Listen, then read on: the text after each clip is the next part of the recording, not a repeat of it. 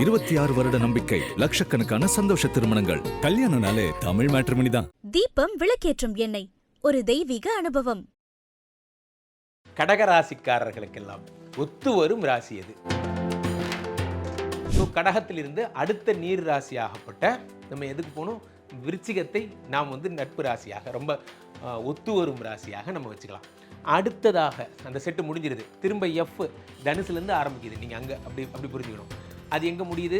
மீனத்தில் முடியுது. அதுவும் ஒரு தண்ணீர் ராசி என்பதால் கடகம், விருச்சிகம், மீனம், இந்த மூன்று கடகத்துக்கு ஒத்து வராதுன்னா நீருக்கு எதிரி யாரு அப்படின்னா, நீர் எப்போ டிஸ்டர்ப் ஆகும்? நீருக்கு யாருமே எதிரி கிடையாது. நீரின்றி அமையாது உலகுன்னா. அப்போ நீரை ஒன்றுமே பண்ண முடியாது. நீங்கள் நெருப்பு வந்தால் கூட நீர் என்ன ஆகும்? ஆவியாகி திரும்ப நீராக தான் வரும், மழையாக தான் வரும். நீரை அழிக்கவே முடியாது. அப்போது நீருக்கு எது ப்ராப்ளம்னா, மகரத்தை செக் பண்ணுறீங்க, உத்திராடம் 2, 3, 4, உத்திராடம் 2, 3, 4 சூரியன் கொடுத்துருக்கிறார். அடுத்து ரிஷபத்தை செக் பண்ணுறீங்க, கிருத்திகை 2, 3, 4 கொடுத்துருக்கிறார். சிம்பிள், அவ்வளோதான். ஸோ இது மூணுத்துலேயும் சூரியன் இருப்பதால், அவர்கள் தனக்காரகனாக இருப்பதால், கடகராசிக்கான பாதகாதிபதி யாரு அப்படின்னா சாட்சாத் சுக்கிரன். சுக்கிரன் மட்டும்தான் கடகராசிக்கு ஜென்ம எதிரி. அதனால தான் கடகராசிக்காரர்கள் வாழ்க்கையில் இல்லற வாழ்க்கை நிறைய பிரச்சனைகள் வந்துட்டே இருக்கும். காரணம், இவங்களுக்கு திருமண வாழ்க்கை யார் கூட இருந்தால் நல்லாயிருக்கும்? ஒன்றும் இல்லை, நீர் ராசி கூட இருந்தால் நல்லாயிருக்கும். விருச்சிகத்தை மிகவும் ஒத்து வரும் ராசிகள் பேசணும். அப்போது தண்ணீர் ராசிகளுக்கு தண்ணீர் ராசியே சேரும் என்பதால் கடகத்துக்கு.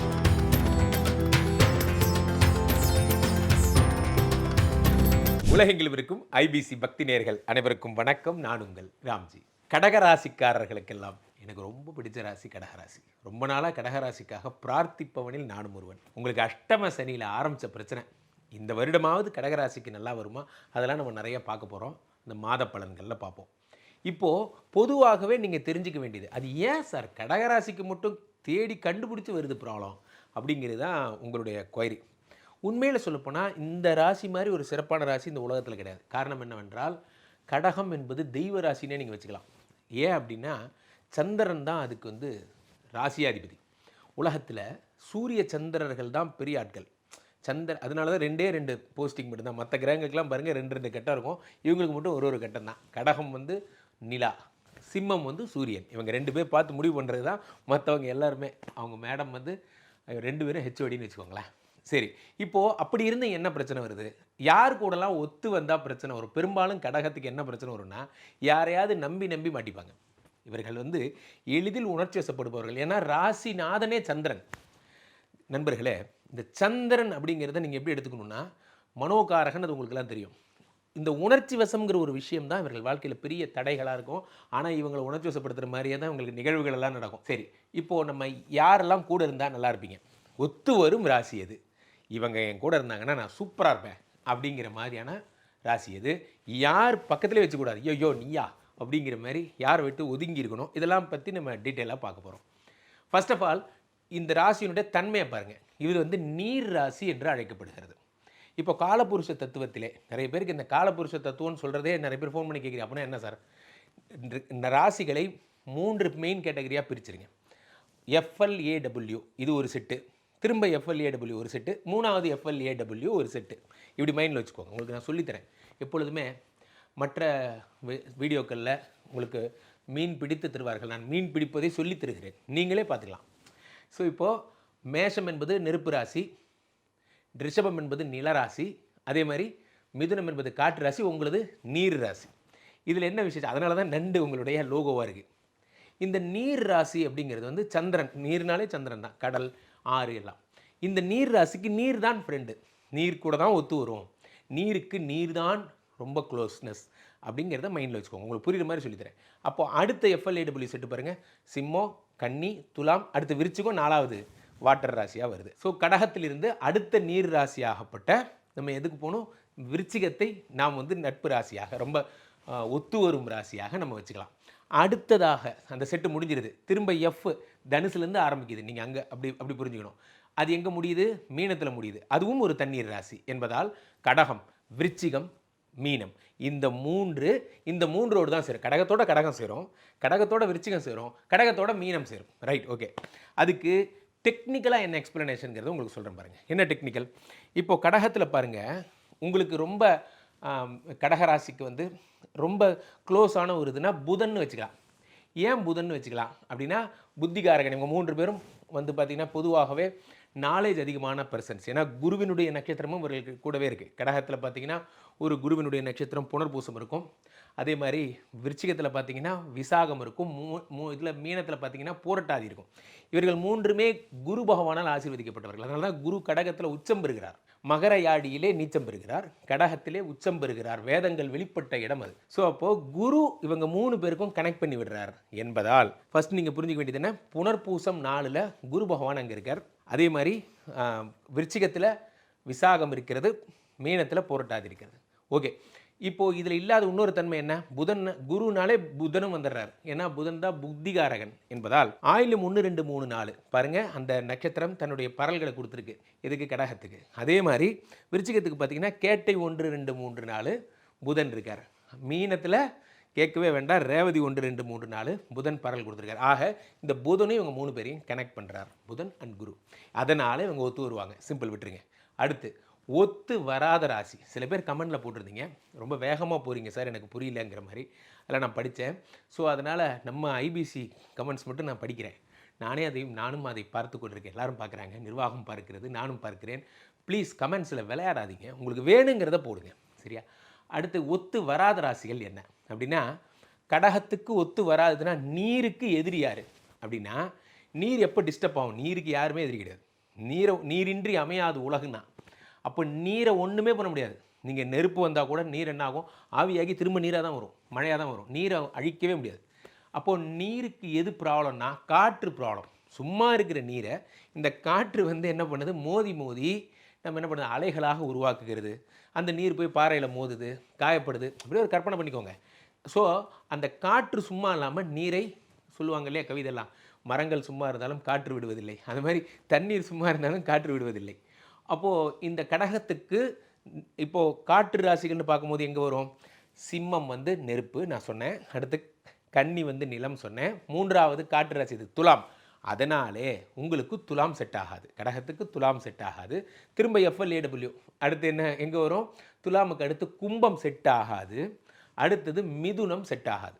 கடகத்திற்கு துலாமும் கும்பமும் மிதுனமும் செட் ஆகாது. ஏன்னா காற்றால் அது நீர் டிஸ்டர்ப் ஆகிறதுனால். அவ்வளோதான். இதுக்கு டெக்னிக்கல் விளக்கம் என்ன என்றால், துலாத்தில் பாருங்கள் 1 2 3 4 ராகுவினுடைய நட்சத்திரம் பரல்கள் இருக்கிறது. ராகுனாலே காற்று, பிரம்மாண்டம்னு அர்த்தம். ஸோ அடுத்ததாக 2வது விஷயம், கும்பத்தில் பார்த்தீங்கன்னா சதயம் 1 2 3 4 ராகு இருக்கிறார். அடுத்ததாக நம்ம மிதுனத்தில் பார்த்தீங்கன்னா திருவாதிரை 1 2 3 4 ராகு இருக்கிறார். இதனால் இது ஒத்து வராது. அவ்வளோதான், சிம்பிள்.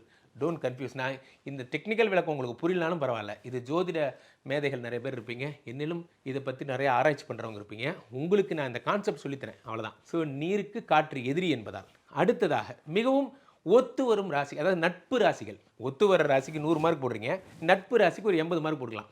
இவங்க கூட வச்சுக்கிட்டிங்கன்னா நல்லா இருப்பீங்க. அப்படிங்கிற கேரக்டர் யார் அப்படின்னா, இப்போது நிலம்தான் நீருக்கு நட்பு. காரணம் என்ன, நிலத்தின் மேலே தான் அந்த நீர் இருக்கும். நீர் சும்மா எங்கே இருக்கும் இல்லையா, அருவியிலேருந்து கீழே விழுந்தாலும் அது கூட ஒரு நிலம் தான், அருவிங்கிறதே ஒரு நிலம் தான். அப்படி பார்த்தா நிலத்தின் மேலே தான் நீரோட ட்ராவலே. ஸோ அப்போ இவங்க தான் உங்களுக்கு பெஸ்ட் ஃப்ரெண்டாக இருப்பாங்க. நண்பேண்டா அப்படின்னா அது இவங்க தான். யார் அப்படின்னா கன்னி. இப்போ இந்த FLAW சொன்னேன்ல உங்களுக்கு, அதில் எல் எடுத்துக்கணும், அதாவது லேண்ட் எடுத்துக்கணும். உங்களுக்கு லேண்டு ஃபஸ்ட்டு வந்து கன்னி வரும் லேண்டு, அடுத்ததாக மகரம் வரும், அடுத்ததாக ரிஷபம் வரும். இவங்க 3 பேருமே இந்த நிலராசிகள். அதனால் இவங்களுக்கு ஃப்ரெண்டு. டெக்னிக்கல் எக்ஸ்பிளனேஷன் என்னென்ன, கண்ணியில் பார்த்தீங்கன்னா உத்திரம் 2 3 4 சூரியன் இருக்கிறார். சார் சூரியன் இருந்தால் என்ன இல்லாட்டி என்ன சார், இது என்ன சார் டெக்னிக்கல் விளக்கம்? ஏனென்றால் சூரியன் உங்களுக்கு தனாதிபதி. இந்த தனாதிபதியே நான் பணத்தை கொடுப்பவர். இவங்களோட நீங்கள் போனீங்கன்னா உங்களுக்கு பணம் வரும்னு விளக்கம் சொல்லுது.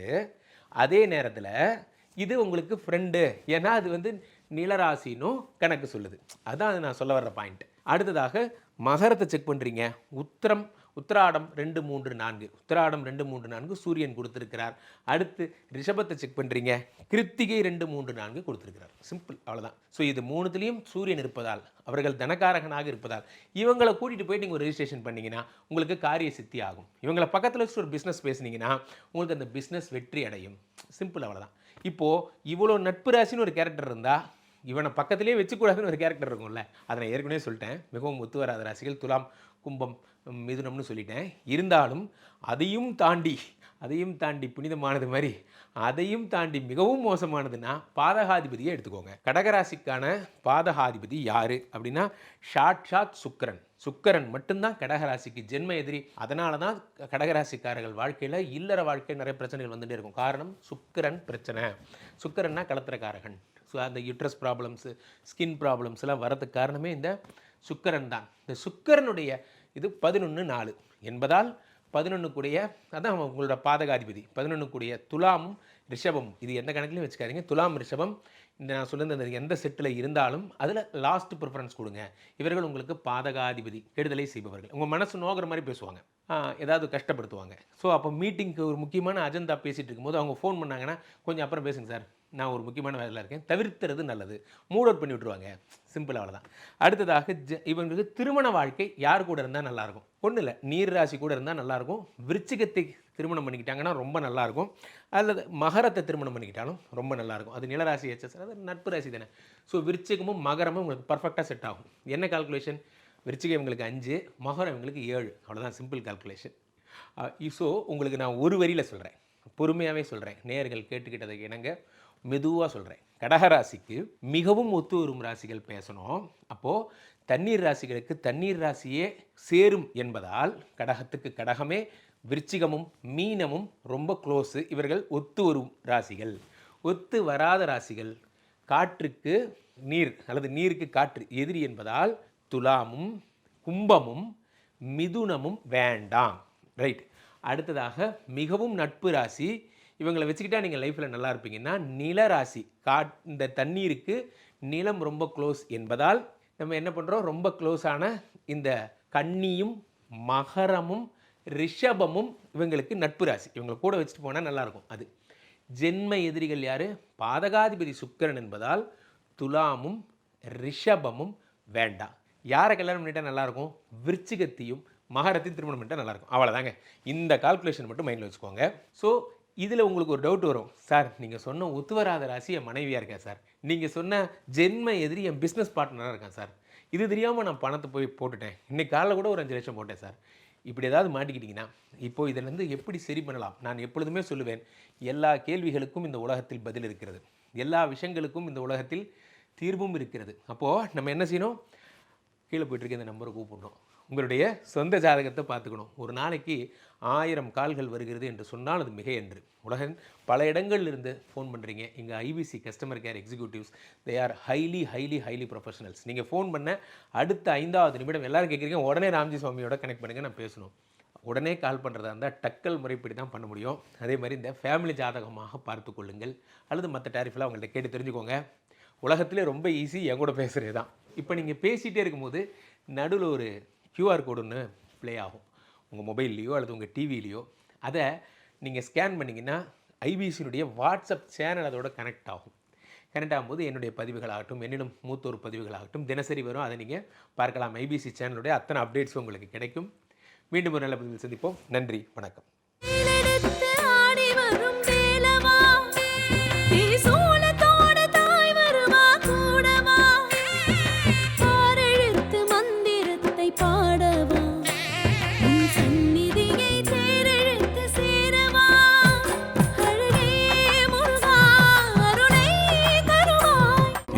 வருட நம்பிக்கை, லட்சக்கணக்கான சந்தோஷ திருமணங்கள். கல்யாணம்னாலே தமிழ் மேட்ரிமோனி தான். தீபம் விளக்கேற்றும் எண்ணெய், ஒரு தெய்வீக அனுபவம்.